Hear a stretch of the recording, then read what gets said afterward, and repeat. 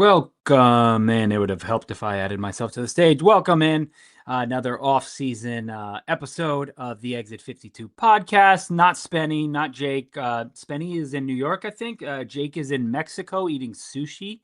So not your normal Wednesday night Ravens preview. Look forward, jumbo set, whichever thing you are usually watching on Wednesday night. But decided to jump on to talk about the trade that happened last night. If you have slept under a rock or just have missed everything, we are talking about the Grayson Rodriguez for Taylor Ward trade. So again, just want to give people a couple seconds to filter in. As always, presented by Jimmy's Famous Seafood. Check them out, especially with the holidays coming up. Definitely give them a call if you're looking to. I know we send my sister like gift boxes and stuff across the country when for the holidays and stuff. She lives in San Diego. So checked out Jimmy's, all our other sponsors as well. Black Eyed Susan Spices, Morning Mugs, all that other good stuff. So again, just going to give people a couple seconds to filter on in. But yeah, again, like I talked about, the figured it was a timely chance to talk about the trade. Big trade. It wasn't nothing like a small little lefty reliever for a bullpen piece or something like that. Again, if you were sleeping last night, righty starter Grayson Rodriguez to the Angels for corner outfielder Taylor Ward, 32 years old. He will be 32 on opening day. He's 31 now. But again, it was a big move. People saw, I think I tweeted out, I'll just, if you know me, like late at night, I'm kind of zoned off in my own little space up on the moon. I will kind of put out, some just Orioles clips of like fun stuff from the season or whatever. And I tweeted out a Jackson Holiday one. And 2 minutes later, I got a DM saying, "Hey, are you hearing anything? I think the Orioles are going to do something tonight." And I kind of perked up and was like, I haven't heard anything. I don't get information like that. So waited a couple minutes, and next thing you know, I asked around. Nobody had heard anything. At one point, I know the source was like, "I don't know how this isn't happening or how it's not out yet, but this is big." And I didn't know if it was a trade, if it was a signing, if it was a firing, a hiring, something like that. But again, it turns out to be the Grayson Rodriguez trade. I obviously have my notifications on for the Orioles, for Rock, for Passan, a lot of those guys. So second I saw it, Orioles notification, I was like, oh shit, here we go. 10:30, something like that. News comes across. Hey, Carol, I didn't see you there. Thanks for being here as always. But again, news comes across, and again, like I said, it's the Grayson Rodriguez for Taylor Ward trade. Again, I love Grayson. I have gotten to know him personally over the last couple years, since 2018 when he was drafted here. I was very, very, very high on him as a pitcher. He was such a big horse bulldog type guy you needed on that mound. I know Banks and I talked about how the Orioles hadn't had that like big physical menacing presence on the mound, and Grayson was that. He is a larger than life person. He is massive. But again, so I really enjoyed him as a person and a player being here. The theme of this trade and kind of Grayson's career to this point has been the injuries, and it sucks to even have to talk about that, but that's why we are where we are. If Grayson is healthy in 2024, if he's healthy last year and helps the Orioles, and they obviously, if Grayson is healthy, they probably don't have the season they have last year. But again, if he was healthy, he was one of their better starters, and you could have penciled him in there with Rogers and Bradish and all that. And that would have been a nice threesome at the top of the rotation. And unfortunately, we never got to see it develop like we thought we would. And I think that's why this is a weird, I don't know, trade. People are very emotionally, people are emotional about this, and I fully understand why. Again, I'm an emotional person myself. But Grayson was kind of like that first guy in the rebuild. He was drafted before Adley, before Gunnar. He was drafted before those guys. It was him and DL who were like the first two. Mountcastle was here. He had already been drafted, but it was kind of, Grayson was that first guy where you're like, oh, people really like this guy. The scouts really like this guy. This guy has the makeup, the tools, the slider, the fastball. He ends up adding a changeup. So we got connected to him, and he was kind of the thing that we focused on in the rebuild. Again, before Adley, we're like, this guy is going to be a monster. This guy has he's the pitcher you make in MLB The Show. What's up, Ethan? How are you? I appreciate you coming in. But so I think that's why people are so upset about it. Obviously, you can't. The injuries, like I said, that's the reason why we're here and talking about this. If he is healthy in 24, this trade does not happen because he's penciled in at the top and hopefully winning a Cy Young sometime in the next couple of years. But like I said, unfortunately, the injuries happen. And again, July 31st, 2024 was his last start as an Oriole. He went out to make that next start in early August in Toronto. And that's when we all saw the video of him, I don't feel good, or I don't feel well. I forget what he mouthed. That was the last time we saw him take the mound in a major league game, not counting spring training last year, I believe, against the Twins, where he said that he was sluggish and something was off, and he never threw, he never got back on the mound in an Orioles uniform again. And obviously we know what happened. But again, I think we got so attached to him because he was kind of that first hope. And he was a homegrown guy. He had everything. He was the big dude that we all had circled. And so it sucks that it didn't work out here. It really, really does suck. I know he liked being here. He loved the town. He was at Jimmy's every other night. He loved the guys. Again, we went out a couple nights after the caravan events, and he loved meeting the people. And anytime you talk to him, we did the Meet the Birds event with him a couple years ago, and he was great. He was signing stuff for kids. He wasn't even supposed to. He was signing autographs for the kids. Very easy to get along with, very nice, personable. I loved him. I thought he was great. And it sucks. It kills me that he's not going to have that career here that we thought we would. I mean, we all went to Bowie. I mean, how many of us grabbed our gas cans and drove down to Bowie for his Gas 'em Up night, which was a great promotion. I know myself and Ryan Blake, Orioles Fan Problems, kind of helped put that together. It kind of came together organically, but that was a lot of fun. And again, that was kind of that's what we were looking forward to, in the hope that, like, man, this guy is going to be on the mound when the Orioles end up winning a World Series. He's going to be there. He's going to start games, the clinching game and all this stuff. So it's easy to get wrapped up in that. We love the idea of Grayson Rodriguez. We're not going to get to see the finished product here, and that sucks. And that's sports. That's life.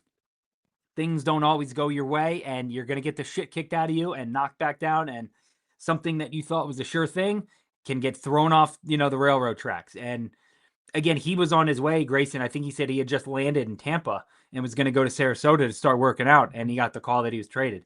So again, I've said it a couple of times, but I really wish that it would have worked out here in Baltimore for Grayson, for his wife, for his family. I mean, we saw him make his debut in Texas, and he's balling in his dad's arms, after he makes the start in his home start. I mean, his home debut here, or his road start, his debut, but his home debut.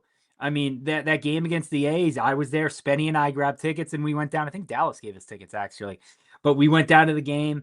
We got our Gas 'em Up T-shirts. We watched Ryan Mountcastle hit the grand slam to give him 9 RBIs. Like, that was just like, oh, this is awesome. We got to see Grayson, and they ended up getting a great win. But yeah, it really does stink that we're not going to be able to get to see the finished product in Baltimore.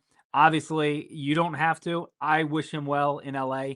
I want nothing but good things for him. I hope he stays healthy. I really, really do. The amount of arm injuries here, and I'll go through them. Shout out at Kind of a Big Deal, Brandon, for tweeting this out last night. Just kind of the laundry list of injuries that Grayson had gone through. And there's a theme, there's a trend. It's all on this side. It's the arm, the shoulder, the oblique, the lat, the elbow. It's a lot of stuff. And again, that worries you about pitchers. And you don't have to agree with the trade. I understand why. It seems like the front office was kind of just like, hey, we kind of have to shit or get off the pot with Grayson and what he is going to be going forward. What can he contribute to the Orioles in 2026? Again, obviously, he wasn't making a ton of money. It's not like this was like, oh, we got to get this contract off the books. But he was a free agent, I believe, after 2029, still arbitration eligible, things like that. And even with all that being said, I get why they made the move. It's the lat muscle strain in June 2022 shoulder inflammation in 24. You saw how good he was in 23. He was very fun to see. Well, he kind of had that up and down. He came up, he was good at the start, and then he got rocked a little bit. And you remember the Angels tagged him pretty well. Ohtani hit that ball off the stanchion or whatever it is out there, and I believe they sent him down, and then they called him back up, and that reset really helped him. Again, April 2024 shoulder inflammation, August 24 teres major muscle strain, February 25 elbow tricep inflammation. That was the spring training. Again, when his velocity was down and all that. April 25 lat strain, July 25 elbow discomfort, and then August 25 he gets a season-ending elbow surgery. The cleanup bone spurs, which I had heard that he had for a couple years. And, that's kind of what it comes down to. I mean, it's a laundry list of injuries. And again, it's all affecting the lat, the shoulder, the elbow, the tricep, the lat, the elbow, and then another elbow injury. So that's hard to get over as a pitcher. And again, I hope he does. If he's a hard worker, and he's going to rehab the hell out of it. So ideally, that's what he does. And I hope he has a great career with the Angels.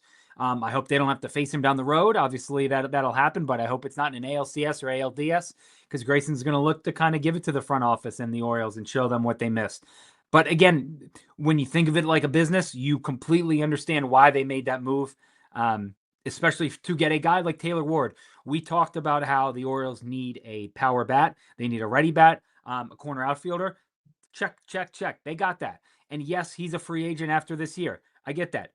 Power hitters in contract years, look what Santander did power-wise 2 years ago. We saw that. We've seen those guys have big years. So when I think about the trade and what it means for the Orioles, they're a better team in 2026 with Taylor Ward than with Grayson.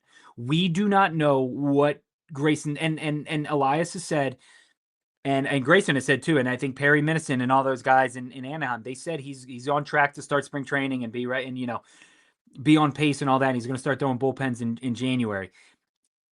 But we've seen that before, and the Orioles just could not count on Grayson to give them pretty much anything. We didn't know anything that Grayson was going to give them in 26 was icing on top.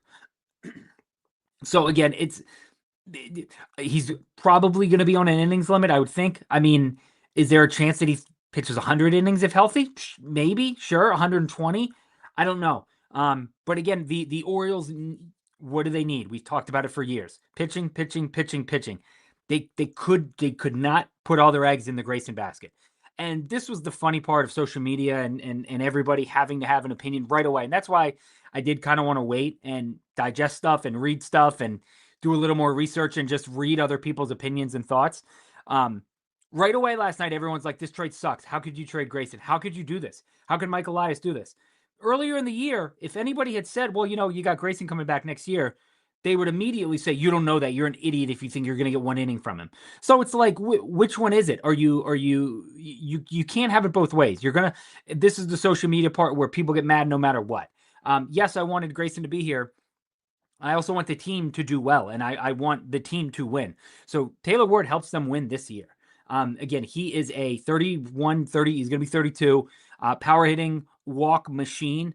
You look at his baseball savant, there's a decent amount of red there. He barrels up a lot of balls, 86 percentile there.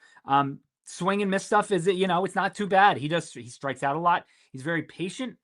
His strikeout looking rate, I thought I saw that went up pretty decently last year. But again, this was from somebody, Jackson Scudder, I think an Angels fan. This was from, when is that? November 11th. Last week, Taylor Ward is reportedly on the trade block. Crazy pop and has great plate discipline. He's a league average corner outfielder. Just 31, will be a free agent next year. Could be a fun addition to a lot of teams. And again, you've seen his numbers. He hit 228, 317 on base, 475 slugging, 36 home runs, the 11% walk rate, 21% chase rate, 2.9 WAR, 117 weighted runs created plus. So again, you look at his numbers and the peripherals and stuff like that. He's a good hitter.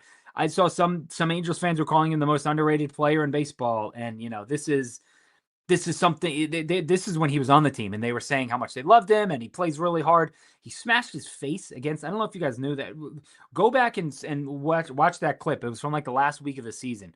Taylor Ward made a catch, or no, he didn't make it. He went back on a ball in Houston and ran right into their scoreboard. It sliced his face open because they have those dumb metal frames out there. And he sliced his face open. He's going to go hard for you. And I like what Nick is saying here. Everyone is like, they have that guy. They have Tyler O'Neill. He does not miss games. He missed, I think he played 156 games 2 years ago and 157 games last year. So he stays healthy. The book on Tyler O'Neill was he's going to mash. He's going to get hurt. Taylor Wade does not. Taylor Ward plays. He is healthy. So again, and Austin said it here. I had this note written down. If he was the number 3, if he was a free agent, he would be the 3rd overall outfielder behind Tucker, behind Belly. Throw in Schwarber if you want to. You don't consider him an outfielder, but again, he probably, who knows how much money he would have gotten. So again, the Orioles, and I will give Mike Elias and front office credit. They went out and they acted. They were proactive here. They didn't wait for other teams to make trades, and then they're kind of stuck going, oh shoot, who are we gonna get? What are we gonna do? They went out and they identified a need. They saw something and they made the trade. They didn't wait till January. They didn't wait till the winter meetings, February, before spring training. They went out and they got their guy. So ideally, you plug Taylor Ward right into the middle of the lineup. Let me see. I had a lineup written out. Tell me about this if I could find it. Where did it go? Holiday, Westberg, Henderson, Ward, Adley, O'Neill, Basayo, Cowser, Mayo.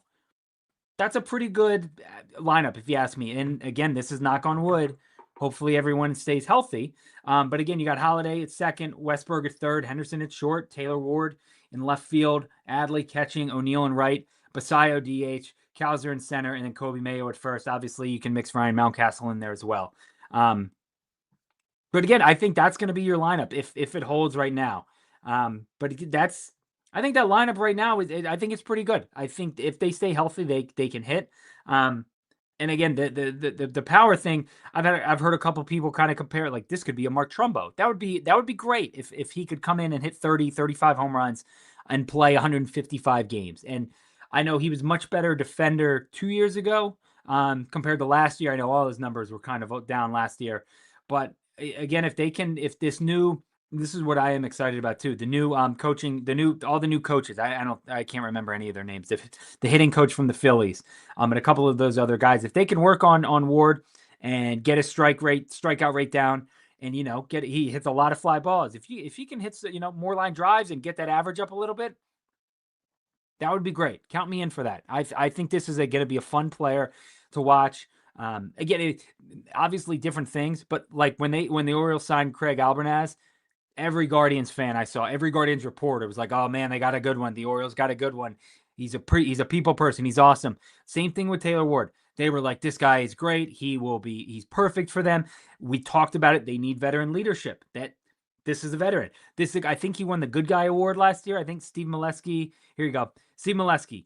Ward won Anaheim Baseball Writers of America Good Guy Award. There you go. So he seems like a perfect guy for the clubhouse. Somebody who, again, he's played with Trout. He's played with Ohtani. He's played with these guys. Anthony Rendon. Like, he knows how to command a clubhouse. Obviously, they didn't win anything when any of those guys were there, but I do like the move. It sucks that it had to come at the expense of a Grayson Rodriguez.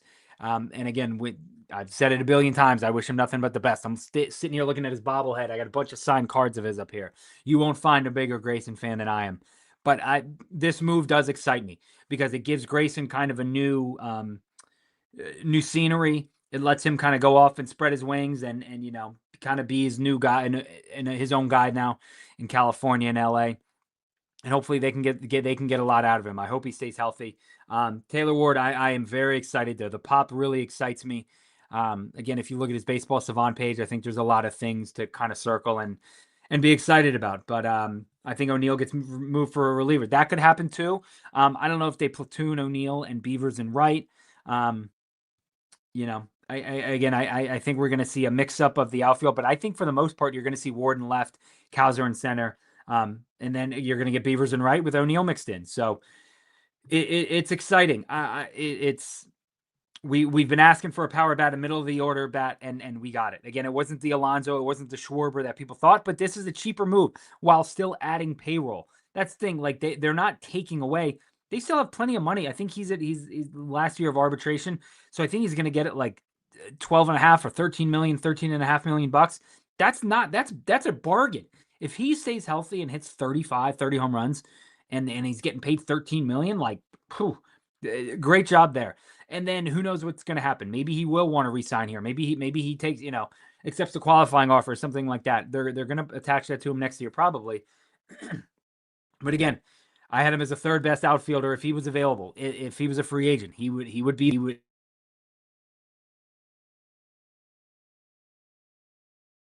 Oh, sorry about that. Unmuted myself. Again, it goes back to the Orioles had a need, and they still do have a need in starting pitching. I don't think they took too much away from the 2026 rotation to acquire Ward. As we wish that Grayson could be healthy enough to be counted on. We don't know, and that's the thing. You don't know. They didn't want to wait around and find out, and then God forbid Grayson gets another lat injury or an elbow injury, or he does need Tommy John, or the surgery doesn't, the bone spurs come back, something like that, and then the Orioles are kind of left with nothing, and they can't trade him, and it's kind of the sad end of a career or something like that. So here again, just some notes I had written down. This still allows you to go out and get 2 or 3 more arms. They can still get a Dylan Cease. They can still get a Michael King, a Ranger Suarez, Framber Valdez. They can still do that. And then again, you're looking at a rotation with Kyle Bradish, Trevor Rogers, insert Michael King, Dylan Cease, Framber, Suarez, any of those guys. That's a good lineup. That's a good rotation. Obviously, bullpen still needs to be done. But again, it's not like they took on a massive salary and now they're like, well, we did go out and, we're paying him a ton, so we don't have money to go get pitchers. That's not the move. You don't make this move if you're not going to go out and make more pitching moves. That's what this tells me too. And again, I like how aggressive Elias was with this, and I've said it in a ton of podcasts, but it's the Fight Club line. You got to break some eggs to make an omelet, and Grayson was one of those eggs, and it sucks that he had to leave the nest, and that's what's going to happen. It does. Somebody had written about it, I forget who. Maybe it was Rock who kind of said this was in it, sort of like the Corbin Burns deal, where again you're giving up controllable years, and that's the big thing. If you look on Angels Twitter or you're seeing anything on your For You page, everyone is just talking about like, well, he has he's 4 years left. He's a free agent after 2029. It's like, yes, we understand that. How many years of that is he going to be able to contribute? He hasn't pitched in the big league since July 2024. That's a long time. And especially with all those injuries still lining up and still banging him down, that's a long time. And I feel like hurt pitchers don't just, boom, automatically get better. Hurt pitchers stay getting hurt. It's the soft tissue stuff. It's all stuff like that. Schwarber, sorry, I'm just going back and looking through these. Alonso's still an option. Royals, give me Chris Bubik. I would take that one. Taylor Ward, Craig pronunciation, that's a good one too. I think this makes a pretty big Cowser for pitching trade. So, but then if they trade Cowser for pitching, they're not going to have Leody Tavares as their center fielder. I don't think Enrique Bradfield is ready. But I think this. No, thank you, Chris. Thank you for being here. I think this shows that this is a big year for Colton. This is a massive year for him. He has to stay healthy. He has to produce. He has to stop running into walls and getting hurt. And obviously you love that, and you love the drive out of him and the want to. I'd rather have a dog like that. But he had some broken ribs last year. He talked about, obviously I think he had a concussion in Philly and then the broken thumb and stuff like that. It's like Bryce Harper early in his career where they told him, hey man, you got to slow your roll. You can't keep going balls to the wall and stuff like that. So, give me a minute. I'm going through these. I don't think Elias has really made any bad trades. If there's a complaint, it's not shelling out enough. So I trust them on this one. They have the medicals. I'll say this too. I think it's the last time, Mike Elias made a trade with the Angels. He got Kyle Bradish and 3 other bodies back for Dylan Bundy, who is currently selling real estate in Oklahoma. So I will say that. Again, I'm with you. The trades have worked out for the most part for the Orioles so far. Obviously, this one, I saw people giving like trade grades on this and being like, this is why I love this trade. We have to wait. You simply have to wait. Trade had no pending physical, which I think is telling. It could be that, something there too.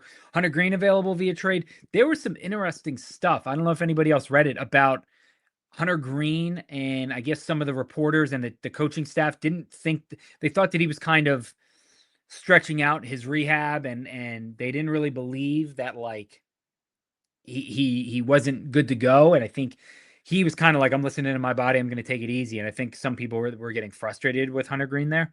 Let's see, dream rotation: Bradish, Rogers, Valdez, Gore, Kramer. Yeah, sign me up. I would take that.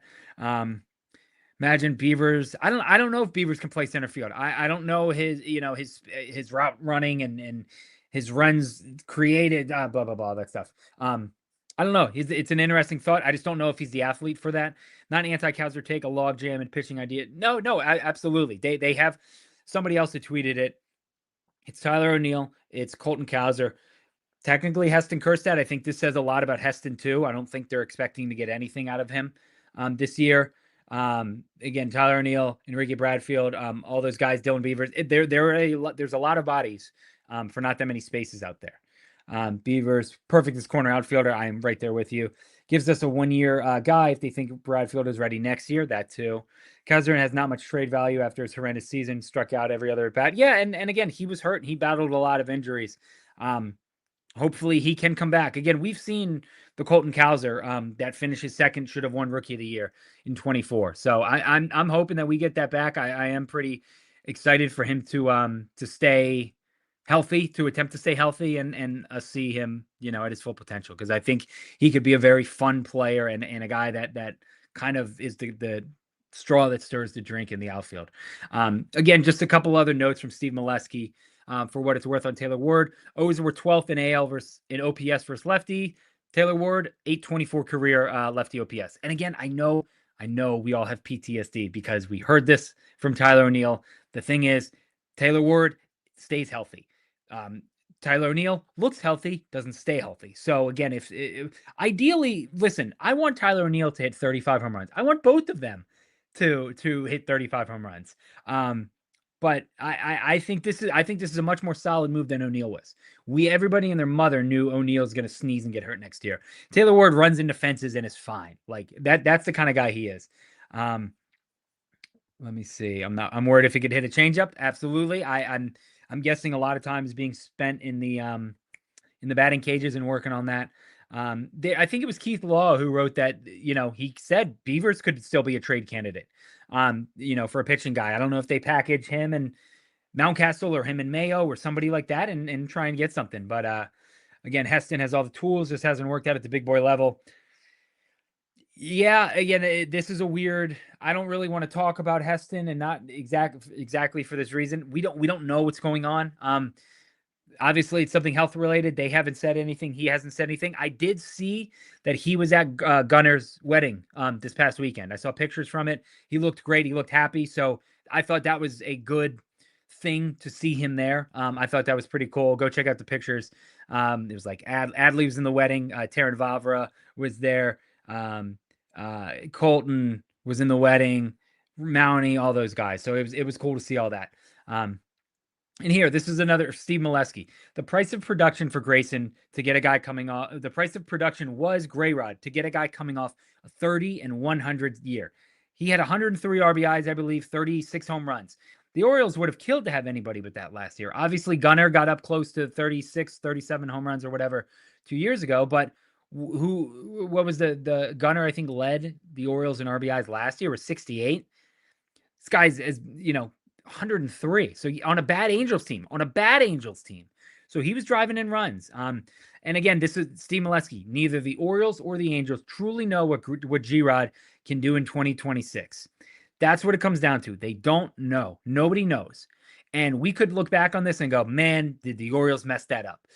But say maybe he gets dinged up this year and has an okay career, the rest of the time there. But, if Taylor Ward has a good year, I think this year for the Orioles, I think we take that trade every time. If they can make it back to the playoffs and make a run with ideally some other pitching, people coming in, that's obviously what the plan is and what I hope is going to happen. And I think that's really what this shows, that Mike Elias is like, hey guys, we're going to subtract the pitcher, but we're going to add more because they have to. They know they have to.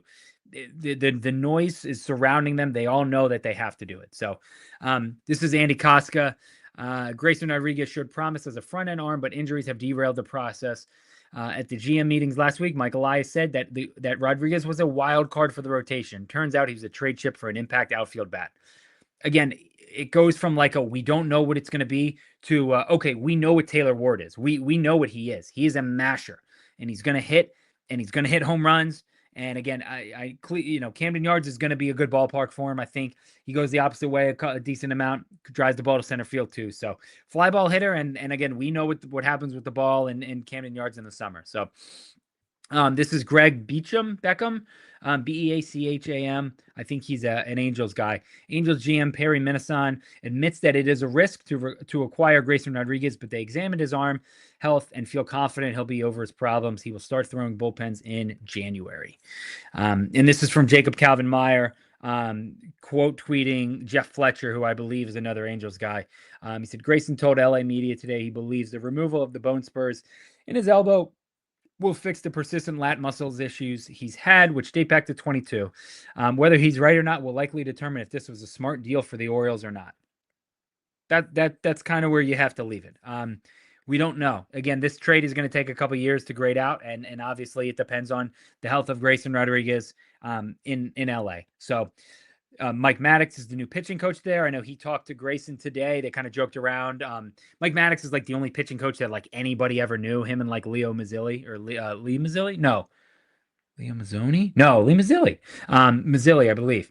But again, it's like everybody knows Mike Maddox. I think he's Greg's brother, I believe.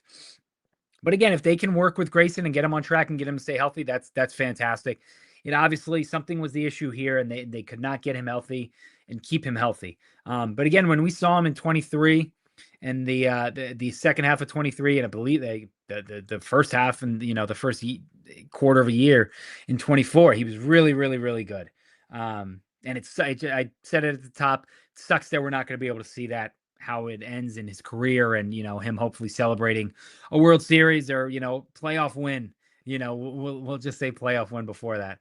But like I talked about earlier, if he was healthy in 24, he would have been here, and that.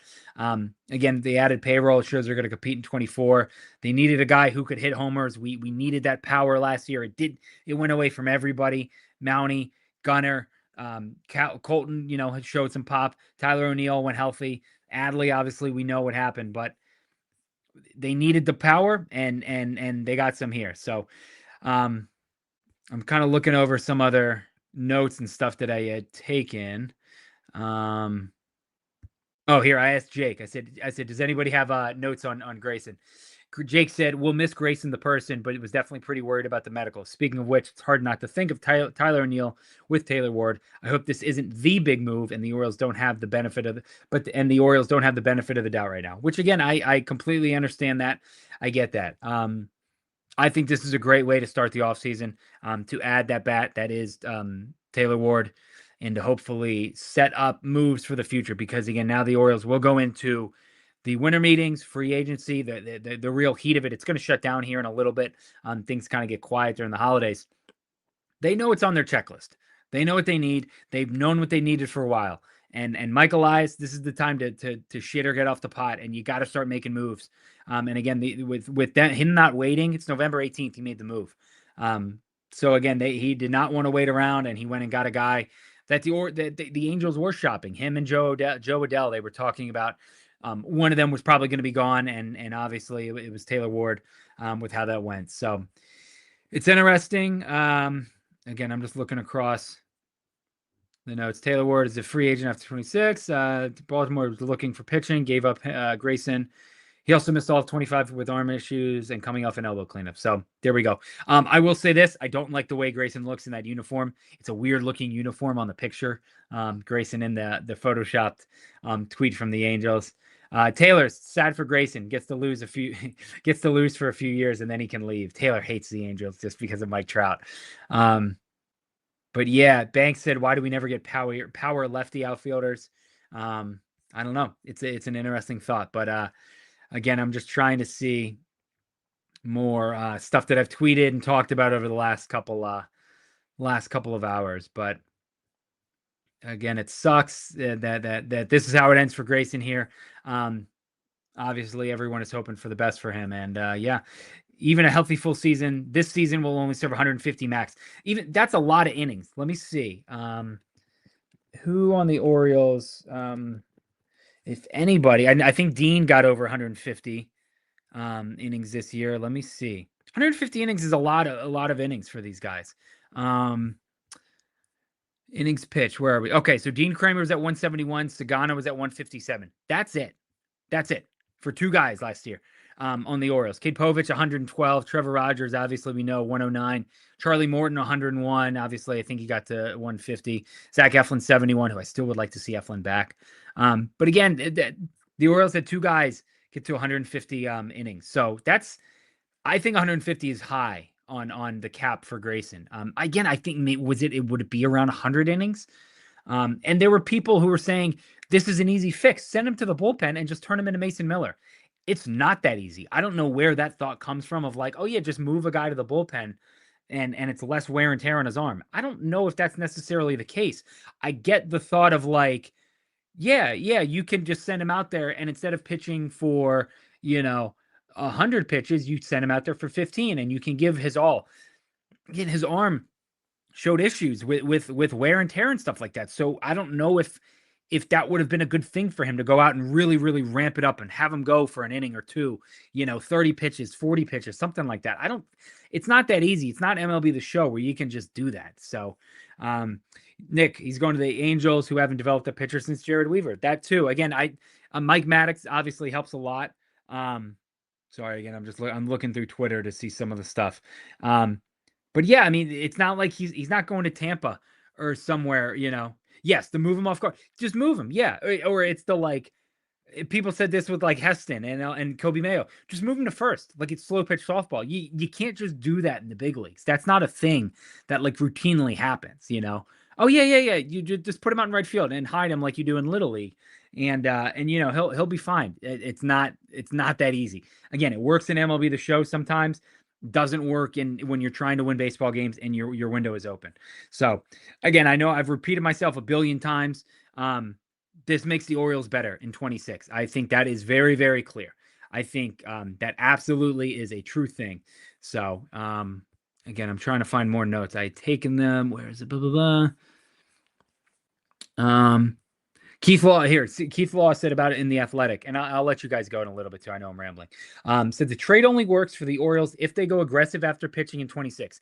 Absolutely. They have to be aggressive, and go get, I would hope, two of those four guys I mentioned, and Michael King, Dylan Cease, Framber, and Ranger Suarez. So Keith Law said he also expects Cowser and Beaver to be on the trade market, while noting we have missed the ideal trade window for Cowser.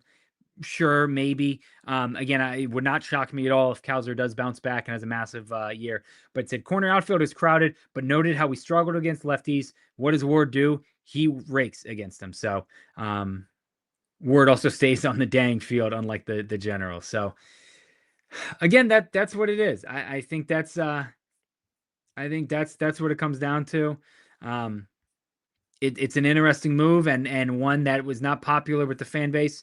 Some popular with some people. Again, I understand the emotional attachment behind it. Again, after getting to know him and his wife and talking to a couple people close to him, I really wish it would have worked out here for him. And it didn't, and that's sports and it sucks. But that's kind of just how the cookie crumbles. So I'm not going to be rooting against him in LA, except if he pitches against the Orioles. Sorry, Grayson. But now he has a new hunting buddy in Mike Trout. I know they said they already talked about that on the phone, I think last night. So it's interesting here. Josh Tolentio, I think for the Sun, I believe. Yeah. He wrote an article. I've spent much of the MLB offseason wondering when and how Mike Elias would act. This was a pivot towards urgency, adding a proven slugger who mashes left-handed pitching. We remember those starts early in the season, how it was just brutal. And the Rays were throwing a lefty. Okay, well, we'll get him tomorrow, boys. Like that's just what was happening. They couldn't hit anybody. It wasn't going to happen. And now again, the Orioles are set up to hit lefties, and hopefully that's something that they can keep doing. Brendan Tuma.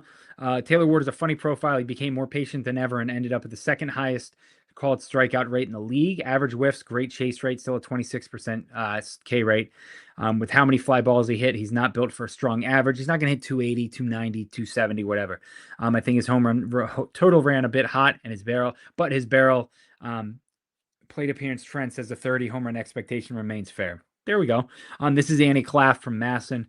A couple of tidbits about Taylor Ward. He holds an 824 OPS against lefties. The Orioles were 22nd in MLB against lefties with 661 in 25. What did the Orioles do last year? Struggled with runners in scoring position. 809 OPS. Orioles had a 716 last year, 23rd in that category. So, again, you look around, and this is an improvement over the lineup from last year. So, 36 home runs last year, mainly against righties, and he had a 149 weighted runs created and 116 plate appearances against lefties.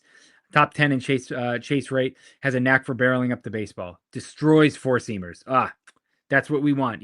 Pitch him a fastball. I dare you. He's going to send it 390, something like that. So it's again, it's a lot to take in. Pair of here we go. Sam Forsberg. Taylor Ward smashed 36 homers this year. Baltimore should, keyword should, have a healthy Tyler O'Neill back. That's a pair of right-handed power bats with 30 home run potential for the 2026 season. Consider the needle moved. Again, I am here for that. I am very excited for the potential of this lineup and what it means for the pitching rotation going forward, and just absolutely going after it, because you have to.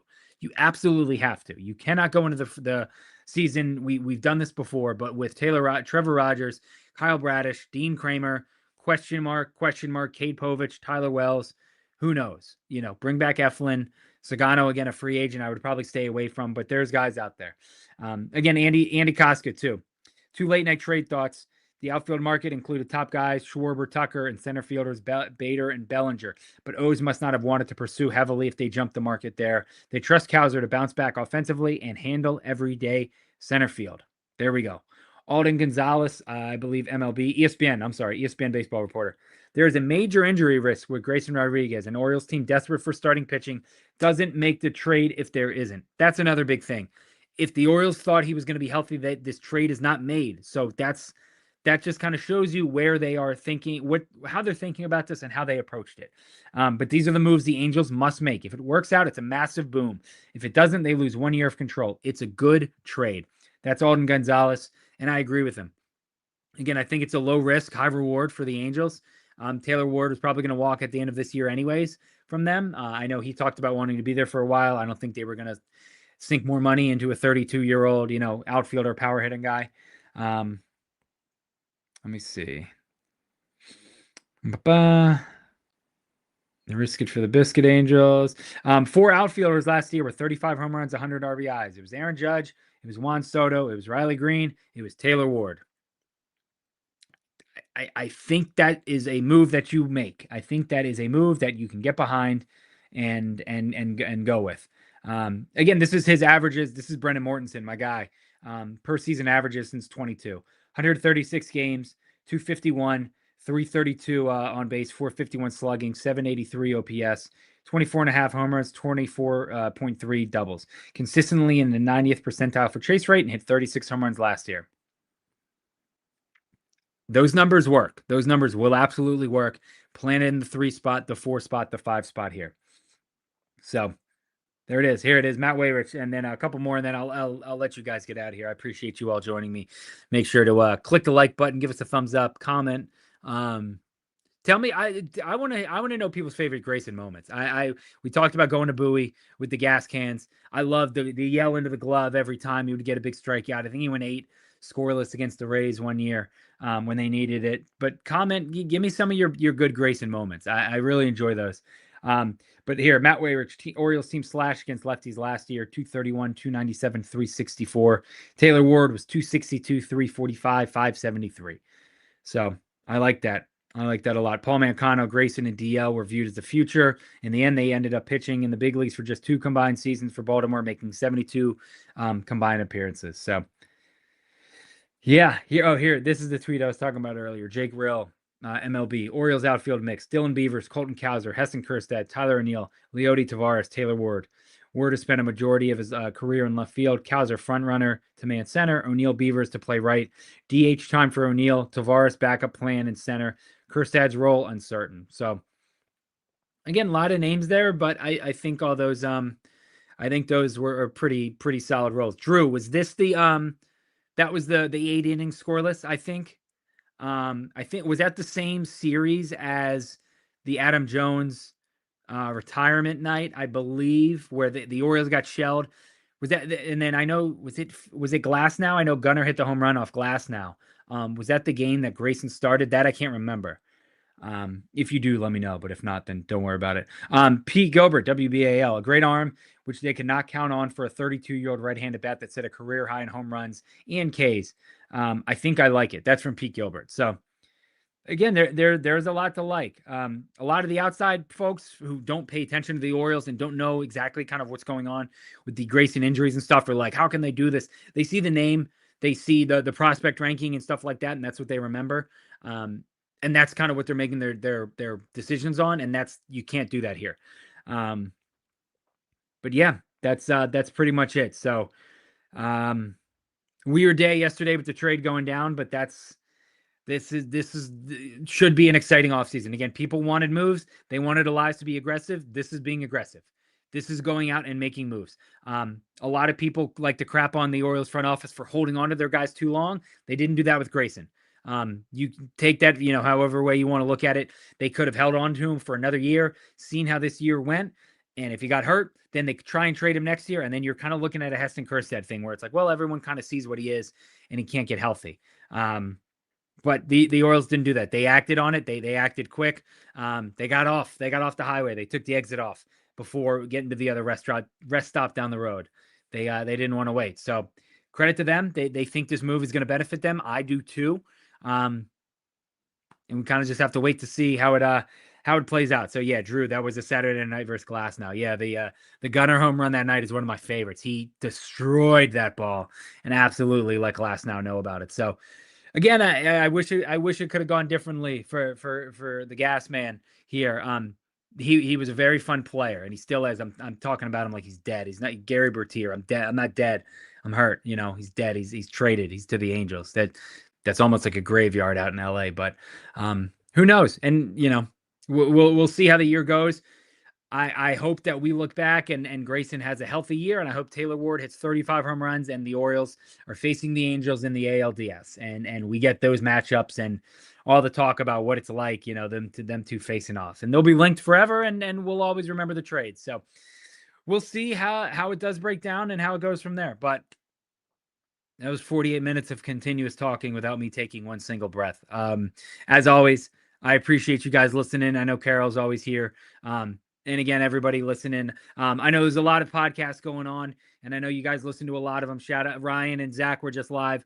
I know Pigtown is going live later. So consume as much content as you can. Again, we're all just trying to do the same thing and help each other out and make some good content and talk about a winning baseball team. So make sure to follow us. You're seeing the names on the bottom at Exit 52 Podcast on Twitter, on Instagram. We're trying to get it back up on Spotify. I have no idea how to get it back up, what's going on. It's been a nightmare with them, but we're trying. But again, follow the podcast at EDITTI22, at Barstool Banks, at Taylor Smythe 10, at Jake Luke, at Ravens 4 Dummies, Spenny. The guys are still killing it with Ravens coverage. And then again, we'll have more stuff popping up for Ravens. Obviously, if anything happens with the Orioles, we're going to go live every couple weeks and talk about it, see what happens. And again, hopefully this is just the first move of many to come in a season that, no, thank you, Carol. As always, we appreciate you being here. But again, hopefully this is the first move of many to come for an exciting year, an exciting bounce back year for the Baltimore Orioles, who again, they gotta rebound. They really don't have a choice. So it's going to be interesting, but we do have our new left fielder, Taylor Ward, going to hit a lot of home runs, going to stay healthy, going to make some nice plays, and going to be a nice middle of the order bat. So as always, I appreciate you guys. Again, give us a comment, a thumbs up, a like, share it, retweet it, send it to 2 or 3 people, and let them know the guy with the big nose had some good things to say about Taylor Ward. So again, shout out to all you guys for staying with us on a Wednesday night. I appreciate you all. I think the Jumbo set will be back. I don't know. Again, there's a lot of stuff going on with Jake and Spenny and their schedule. So it's a funky week, especially with the holidays. So shout out to you guys as always. Nobody more loyal than the Exit 52 supporters. So we will talk to you guys soon. And again, thanks to all the sponsors, Jimmy's. Check them out for sure. They got some Meet the Birds coming up for the Ravens. Tyler Loop, Teddy Buchanan, and Charlie Kohler. I think the Charlie Kohler one is going to be good. Those guys are always the fun ones that surprise people. So again, adios to Grayson. Wish you nothing but the best. Taylor Ward, you are our guy now. You are our left fielder.